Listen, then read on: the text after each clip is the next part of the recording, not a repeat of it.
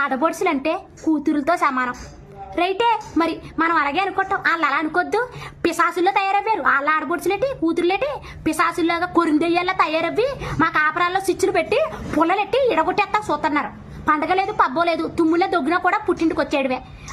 ఆ పిడకల్లా గతుక్కుపోతారనమాట. కనీసం మెక్కిన కంచం కూడా తీయరు, అవి కూడా మేమే తీయాలి. వాళ్ళ పిల్లలకు కూడా మేమే సేవలు చెయ్యాలి. వాళ్ళ దగ్గర ఓపికలు లేవంటే 2 రోజులు చూస్తాకు వచ్చారట. మరి మా దగ్గర ఓపికలు ఉన్నాయి, మేము బాగా కొవ్వెక్కి మగవెక్కి కొట్టుకుంటున్నాం. మరి మేము మనుషులం కాదా?